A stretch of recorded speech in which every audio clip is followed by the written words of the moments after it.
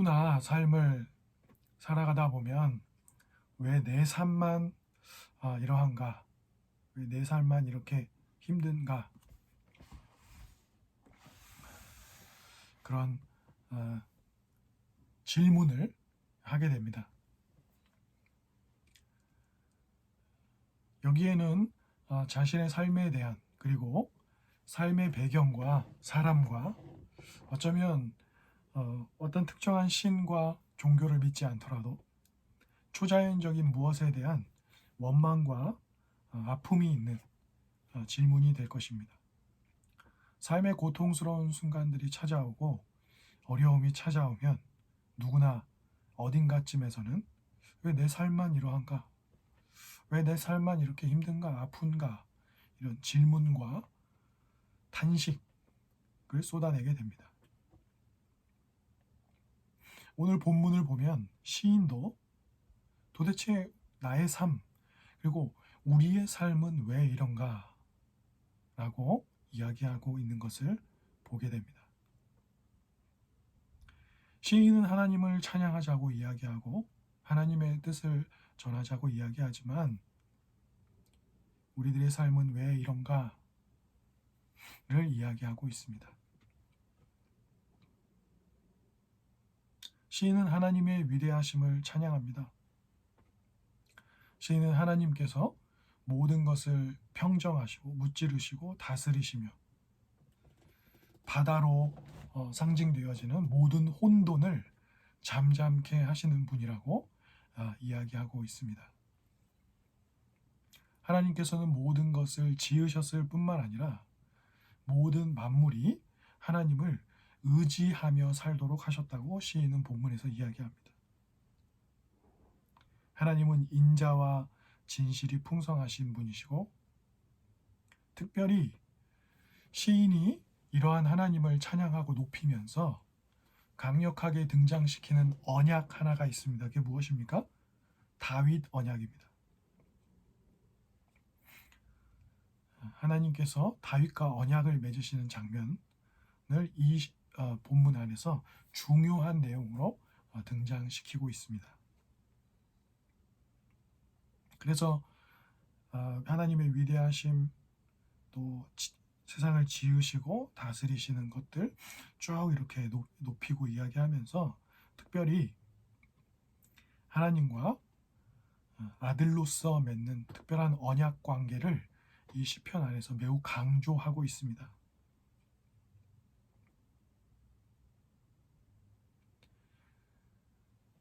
그 언약 관계를 강조하면서 하나님의 인자하심과 진실하심이 얼마나 이스라엘 백성들에게 풍성하게 드러났는지도 시인은 잘 살펴서 이야기를 하고 있습니다. 그리고 때로 이스라엘 백성들이 하나님의 뜻을 잘 지키지 않았을 때에도 어떻게 하겠다고 하셨습니까? 온전히 버리지는 않고 징계하여서 다시 품겠다.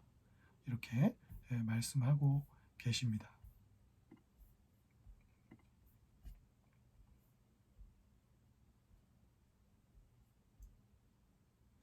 그래서 계명을 지키지 않고 율례를 깨뜨리면 죄를 다스리고 채찍으로 죄악을 벌하겠지만 주님의 인자하심과 성실하심을 패하거나 사라지게 하지 않으시고 언약을 깨지 않으시고 장구히 이 언약을 지키시겠다고 하나님이 말씀하고 계십니다.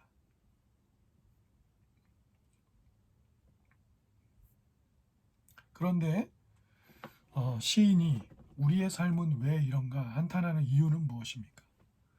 이렇게 하나님은 인자하시고 진실함이 풍성하시고 세상을 지으셨을 뿐만 아니라 만물이 하나님을 의지하고 위대하시고 모든 악을 무찌르시고 바다의 혼돈을 잠잠케 하시는 분임을 이야기하고 이 다윗 언약이라고 하는 특별한 언약을 통하여서 이스라엘 백성들과 이렇게 아버지와 자녀의 관계를 맺으시는 것. 죄를 범하였을 때조차 징계하고 징벌하지만 이 언약의 인자한 사랑을 영원히 변치 않겠다라고 말씀하심에도 불구하고 왜 시인은 우리 삶은 이러한가라고 본문에서 이야기하고 있습니까? 38절 이하의 내용에 그 내용이 잘 나타나고 있습니다. 제가 아까 읽어드렸지만 그 부분만 다시 한번 읽어보면 시인은 이렇게 말합니다.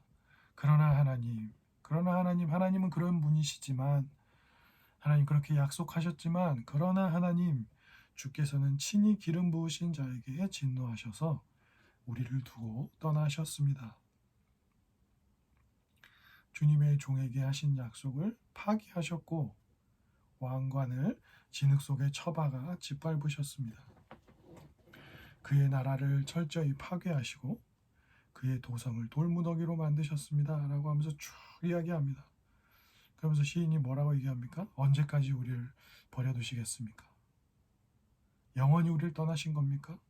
두고두고 진노를 계속해서 쏟아내실 것입니까?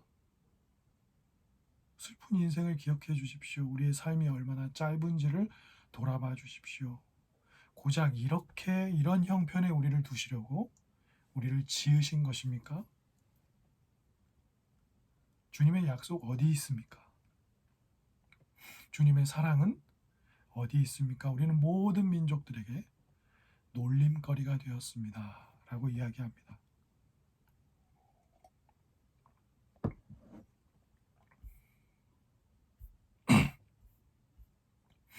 역사적 정황을 우리는 알고 있습니다. 이스라엘의 대적들인 아시리아나 바벨론은 항상 제국으로서 우세했고 그 대적들은 이스라엘의 성읍을 다 무너뜨렸고 이스라엘이 가장 소중하게 생각했던 예루살렘 성전도 파괴했습니다.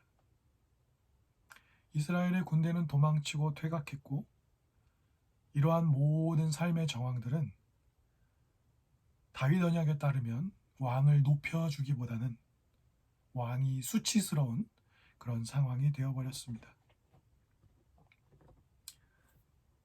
그러니 시인은 이야기하는 것입니다. 하나님이 우리에게 주신 언약, 하나님이 지금껏 우리를 돌보셨던 삶, 하나님이 지금껏 우리와 함께 하시며 이스라엘을 이끄셨던 그 다윗 언약에 따른 하나님의 선하심과 신실하심이 지금 어디 있냐는 겁니다. 나라를 잃고 포로로 끌려가고 전쟁의 패배와 게다가 하나님이 우리와 함께 하신다고 한 상징까지 다 깨어 부서져 잃어버리게 되었으니 말입니다.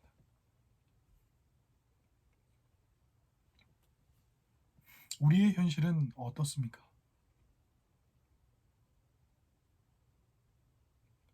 지난 과거들은 후회와 아쉬움으로 늘 우리에게 남아 있습니다.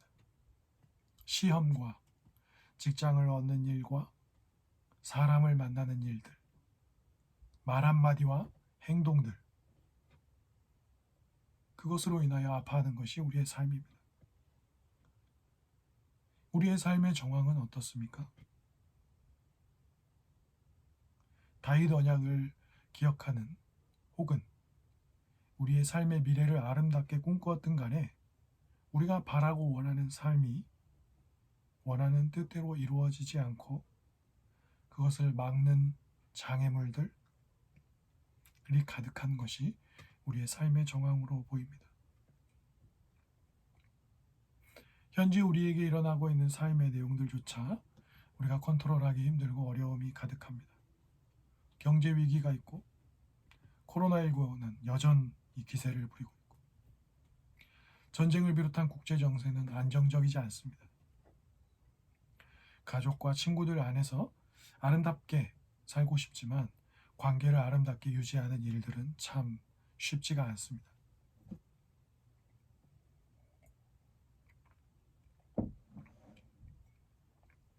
다들 행복과 아름다운 인생을 위해 고군분투하지만 어떤 목표를 잡고 최선을 다해서 나의 삶을 확 갈아 넣어서 달리든 아니면 되도록이면 최대한 어려움이라고 하는 것들을 이렇게 삶에서 되도록이면 피해 가려고 하든 간에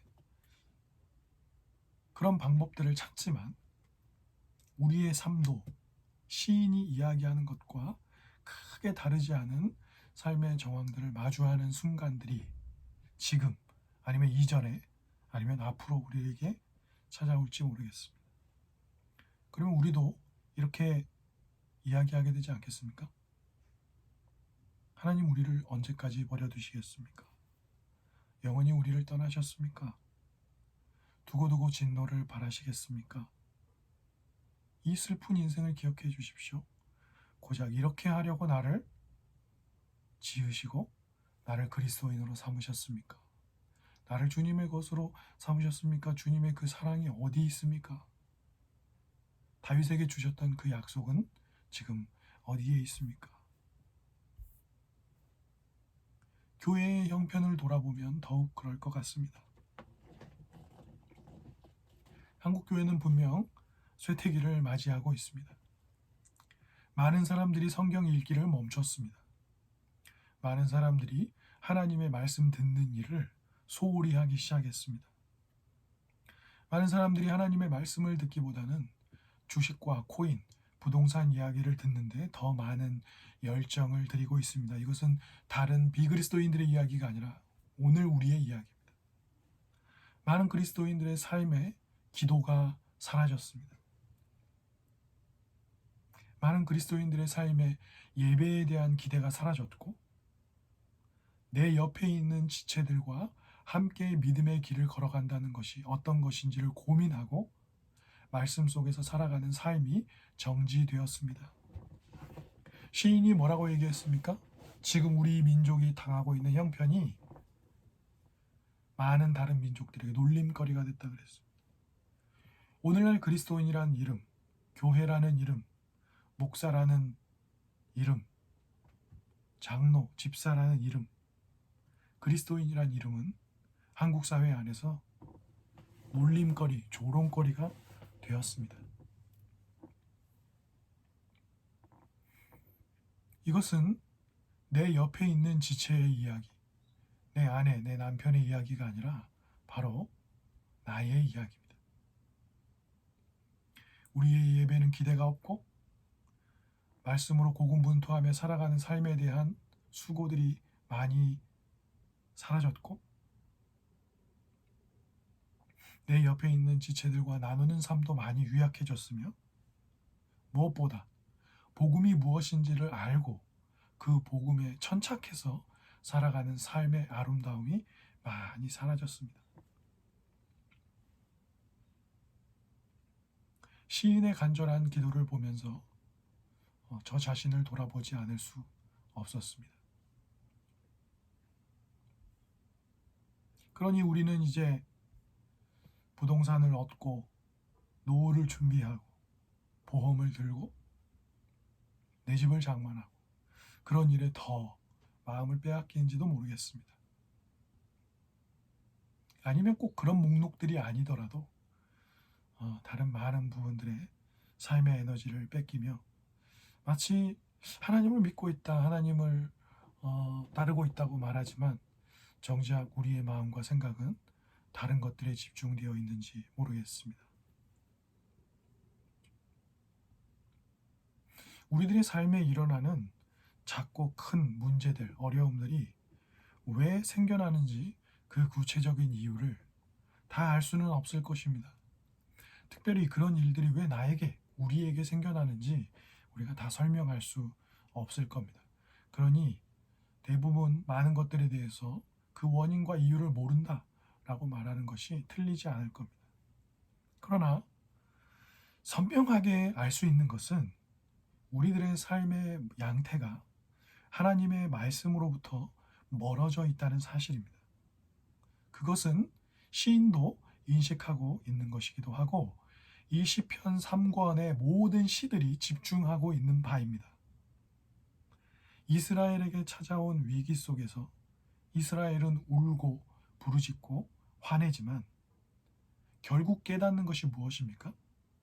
하나님께서 불의하셔서가 아니라 자신들이 하나님의 뜻을 어기고 불의한 삶을 살았다는 것을 인식하게 됩니다. 그러니 삶이 하나님을 떠나 있는 토대 위에 있음을, 기초적으로 그런 토대 위에 있음을 우리가 잊어서는 안 될 것입니다. 하나님이 무시되고 하나님의 말씀이 무시되는 현장들 속에 우리가 꿈꾸고 생각하는 아름다운 삶이나 행복한 삶은 있을 수 없는 것입니다. 감기에는 200여 개의 종류가 넘는 그런 바이러스들이 존재한다고 합니다. 그래서 감기는 대증 치료를 합니다.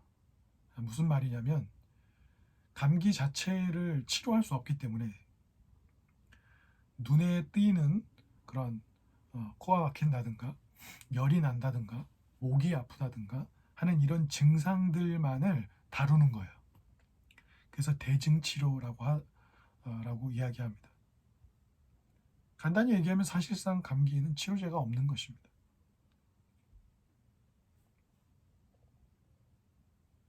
이 말씀을 드리는 이유는 누가복음 1장을 오늘 우리가 아까 같이 읽었었는데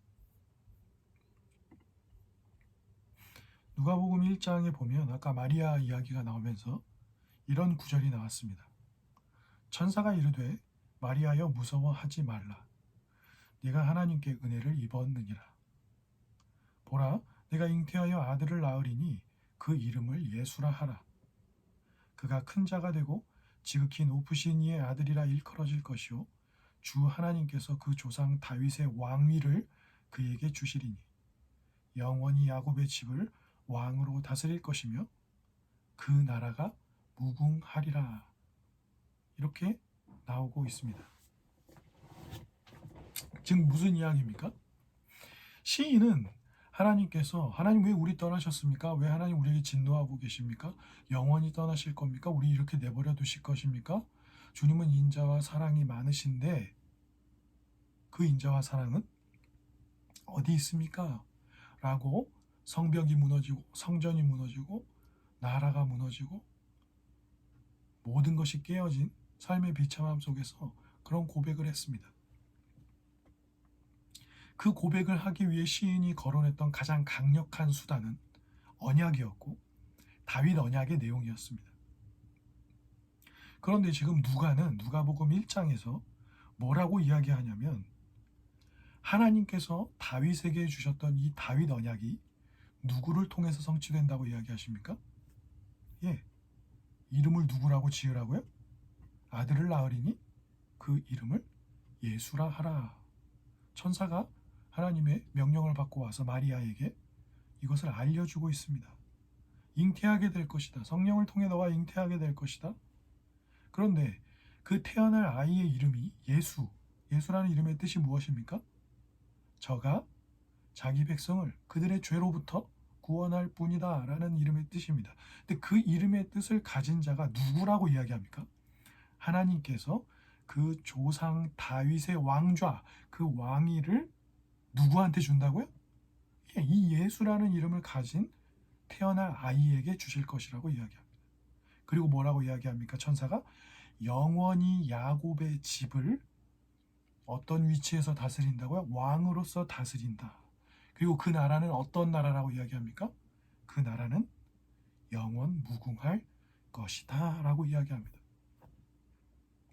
시인과 많은 사람들은 이것이 정치적으로 성취될 것이라고 생각했습니다.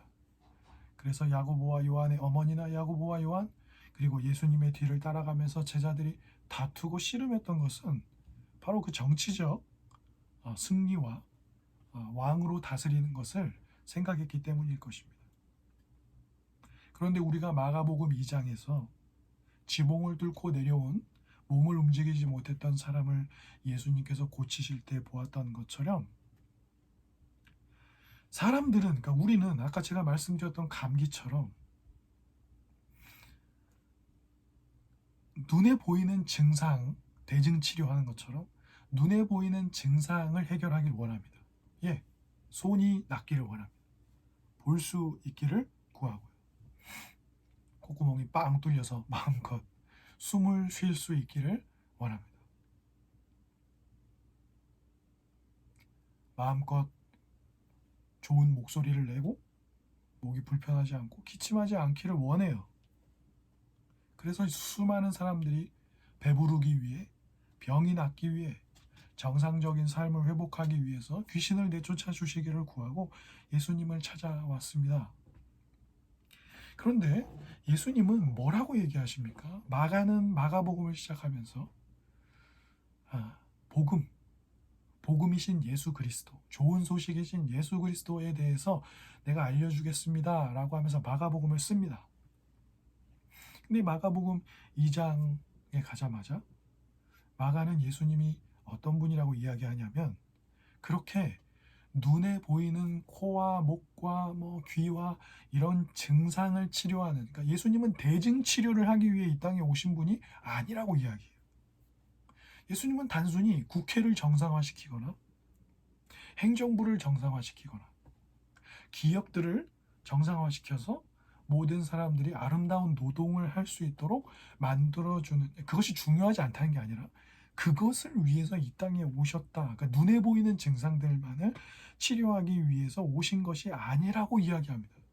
마가는 오히려 예수님이 그 몸을 움직이지 못하던 사람에게 소자야, 네가 죄사함을 받았느니라 라고 말씀하시면서 우리들의 실제 삶에 일어나고 있는 모든 고통과 두려움과 부르짖음과 눈물과 한숨의 뿌리에는 이 죄의 문제가 있다는 사실을 정확하게 마가복음의 서두에서 짚어가고 있는 것입니다. 뿐만 아니라 이 예수님을 누가복음 1장에서는 뭐라고 얘기하는 것입니까? 오늘 시인이 하나님, 그래서 하나님 사랑 어디 있어요? 라고 말할 수 있는 것의 근거가 뭐였어요? 다윗 언약이었잖아요. 그죠? 하나님 우리 이렇게 내버려 두실 거예요? 하나님 우리 이렇게 계속 우리한테 화내실 거예요? 라고 말할 수 있고 기도할 수 있는 것의 뿌리가 뭐였냔 말이에요. 그냥 막 기도한 게 아니라 분명한 말씀의 근거, 신학적인 근거를 가지고 시인은 지금 하나님 앞에 간구한 거예요. 그 근거는 다윗 언약이었어요. 그런데 뭐라고요? 마가도 그렇고 누가도 그렇고 이 다윗의 왕자를 영원히 이을 후손, 영원히 다스릴, 왜냐하면 다윗 왕조가 무너졌기 때문에, 북이스라엘이나 남유다나 다 하나님의 뜻을 어겨서 망했기 때문에 이것이 눈에 보이는 나라의 완성이 아니라는 사실을 우린 역사적으로 확연히 알 수 있거든요. 그래서 알 수 있는 것은 무엇입니까? 예수님이 우리에게 임하게 하시는 나라, 영원히 다스리시는 그 나라는 단순히 눈에 띄는 증상을 완화하기 위한 왕이 아니시고, 우리의 삶의 근원적 고통, 우리의 삶의 근원적인 뿌리가 되는 삶의 문제를 해결하기 위해 오신 분이 예수님이심을 드러내시는 것입니다.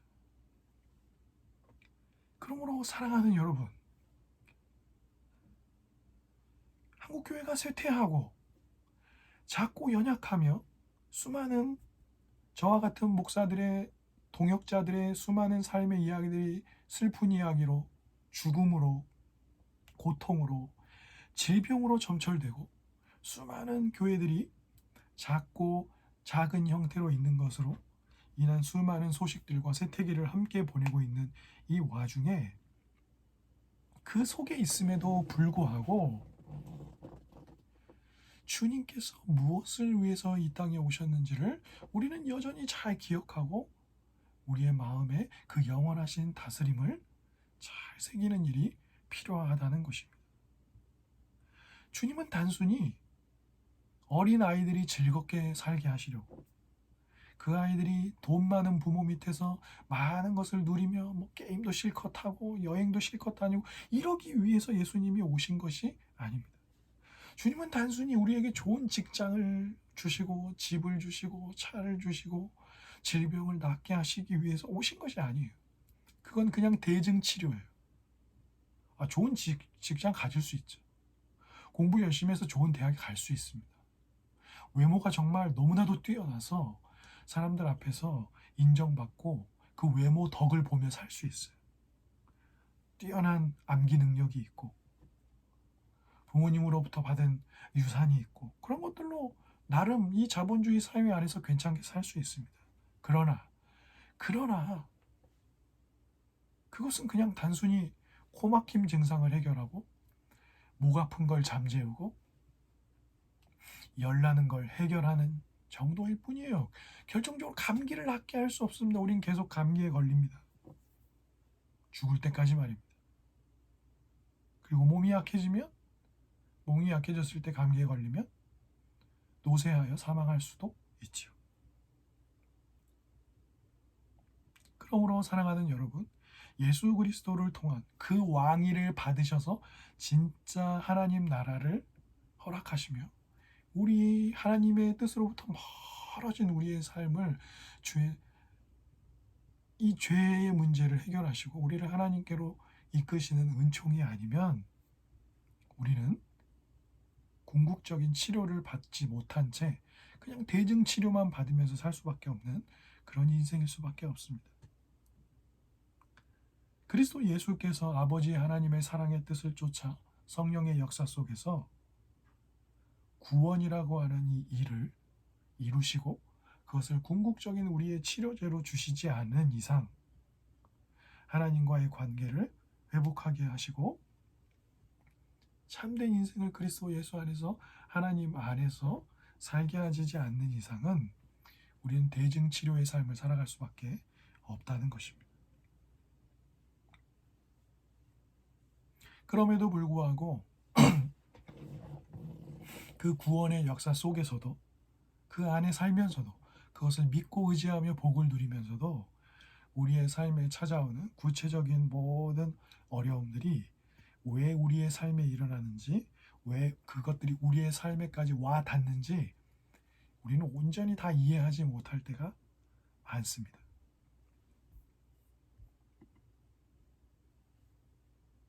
그럼에도 불구하고 시인은 다윗 언약을 거론하면서 하나님의 인자하심과 신실하심이 사라지지 않을 것이라고 그것에 기대어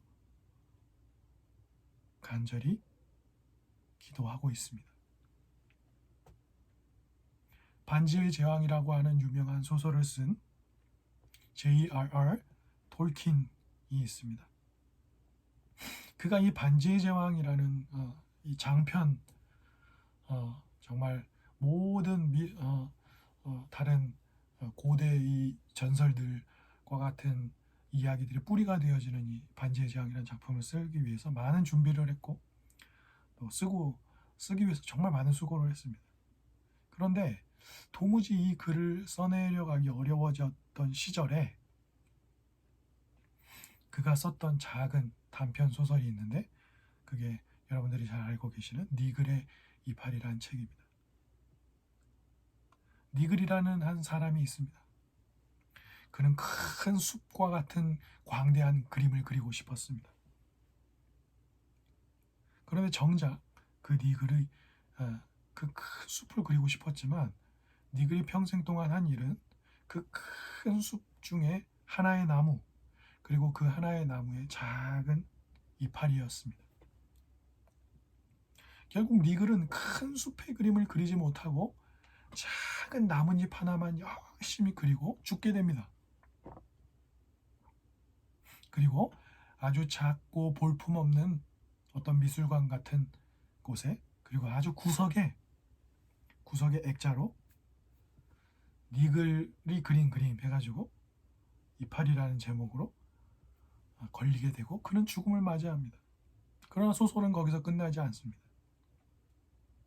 소설을 읽어보면 니글은 죽은 후에 천국에 가게 되는데 그가 천국에 가서 보게 된 것은 정말 자기가 그리고 싶었던 그것 이상의 아름다운 울창한 숲이 있고 거기에 니글이 그렸던 니글의 삶과도 같았던 작은 이파리 하나가 있었습니다. 사랑하는 여러분, 제가 이 소설의 이야기를 드리는 이유는 우리는 인생을 살면서 많은 어려움을 마주합니다. 원하는 시험 점수가 나오지 않기도 하고요. 바라고 원하는 만큼 돈을 막 쓰면서 게임을 하고 싶지만 그러지 않을 때도 있습니다. 우리가 생각하는 행복의 조건들을 하나씩 결혼, 직장, 학업, 친구 등등의 우리가 생각하는 행복의 여러 조건을 건강 이런 걸 하나씩 채워가려고 하지만 질병의 치료 이런 것들을 채워가려고 하지만 원하지 않게 되어지는 때들이 훨씬 많습니다.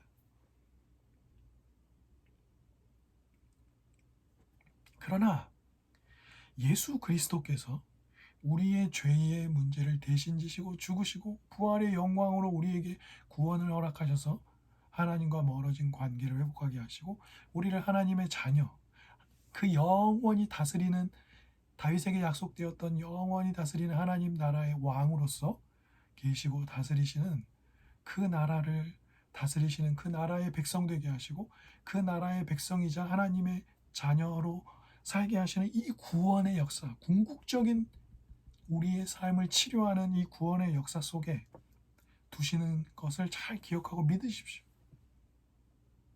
이것만이 대증 치료가 아니라 증상을 잠재우는 것이 아니라 부동산이든 학력이든 외모든 권력이든 무엇이든 간에 그것은 우리가 바라고 원하는 궁극적 행복의 대증 치료 방편일 뿐이에요.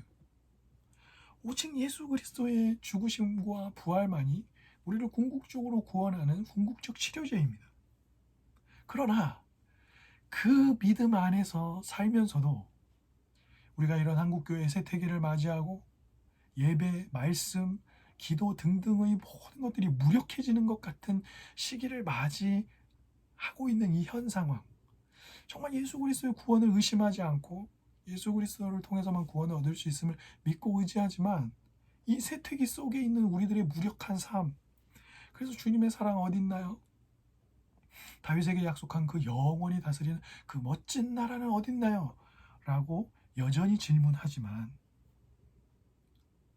하나님께서는 작고 약한 저의 삶, 작고 약한 여러분의 삶, 작고 약한 우리 함께 지어져가는 교회의 삶을 통하여 하나의 이파리를 그리게 하시고 있다는 사실을 놓치지 마시라는 거예요. 우리가 세태기를 맞이한 것도 사실이고 작고 약한 시절을 사는 것도 사실이고 작고 약한 삶의 정황에 있는 것도 맞지만 그 속에서 주님은 그 작고 약한 이파리가 사람들은 별 볼 일 없잖아? 저 사람의 인생 하나, 저 교회의 시간 하나가 겨우 작은 이파리 하나에 불과하잖아. 저기 초라한 미술관 어디 구석에 던져둬. 라고 이야기할 수 있지만 궁극적으로 우리를 치료하시는 예수 그리스도 안에 있는 삶이 궁극적으로 우리를 치료하시는 그리스도를 기대는 우리의 삶이 작은 이파리 같을지언정 그것이 하나님 나라의 울창한 숲의 아름다운 한 부분이라는 것을 놓쳐서는 안 된다는 거예요. 교회사를 배울 때 실수하는 것 중에 하나가 긴 천년의 시간인 중세 시기를 그냥 암흑기였다 라고 단순히 이야기해버리는 거예요. 아니에요.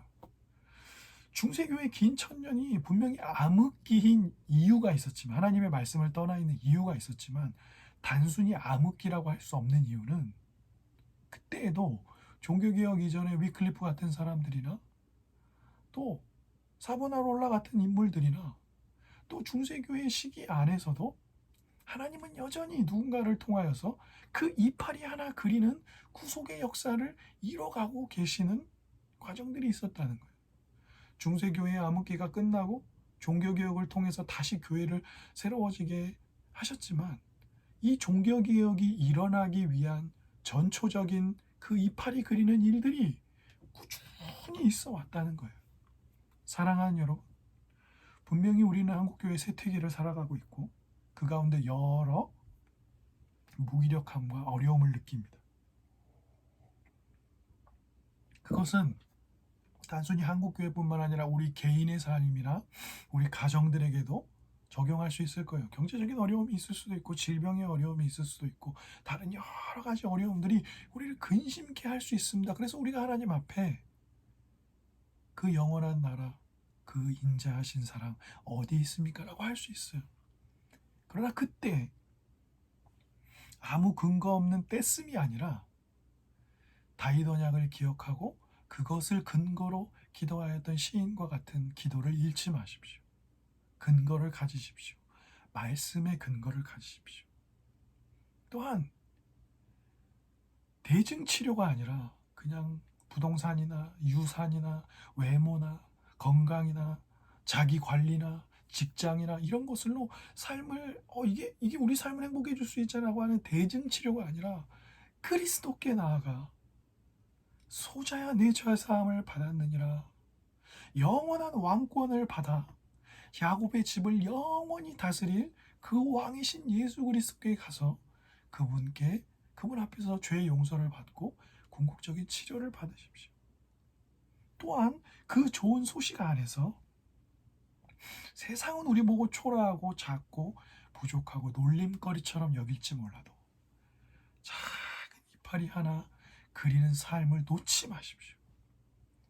말씀을 보고 기도하고 그 주님의 뜻이 깨달아지면 적용하여 사랑하고 살아가십시오. 여러분들의 삶에 믿음의 역사와 사랑의 수고와 이 진리를 알기에 소망의 인내를 갖는 은혜가 있기를 바랍니다.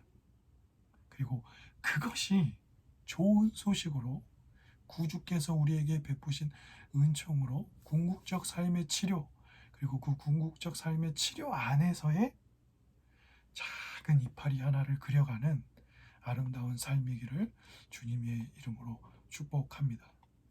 세상은 우리를 조롱하고 놀릴지 몰라도 그 작은 이파리 하나는 하나님 나라의 영광을 드러내는 중요한 한 부분임을 잊지 않기를 주님의 이름으로 축복합니다.